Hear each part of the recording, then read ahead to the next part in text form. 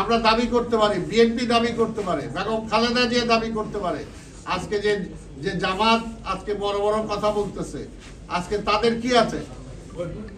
তাদের কি আছে অতীত? তারা যে আজকে সাইবার ওয়ার্ল্ডে যুদ্ধ করে জয়লাভ করবে আমাদের, তাদের বলার মতো কি আছে বলেন?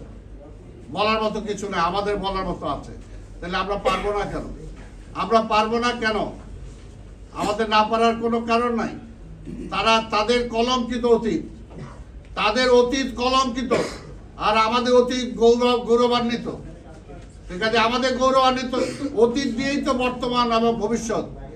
অতীতে যে করতে পারে নাই, অতীতে যে বিট্রে করেছে, অতীতে যে দালালি করেছে, অতীতে যে খারাপ করেছে, জনগণের সাথে মানে কি বলবো বেইমানি করেছে, তার দ্বারা কি ভবিষ্যতে ভালো কিছু আশা করা যায়?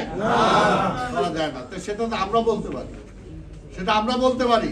বলছ আজকে তারা যে আমাদের বিরুদ্ধে বলে, তাদের কি বলার আছে ভাই? আমাদের অল্প কিছু সময় যেটা আওয়ামী ফ্যাসিবাদের রেখে যাওয়া ঝড়ঝাপটা সামলাইতে আমাদের সময় লাগছে, সেই সময়টা নিয়ে সমালোচনা করে। সেই সমালোচনায় তো সে আমাদের সাথী ছিল, আমাদের কাঁধে ছিল, সে আমাদের নেত্রী, তাকে মন্ত্রী বানাইছিল। তাতে ওই সময় যদি কোনো সমালোচনা হয় তো সেটার দাবি তো তারাও, সেটা আংশিক হলেও তাদের, সেটার শরিক তো তারাও।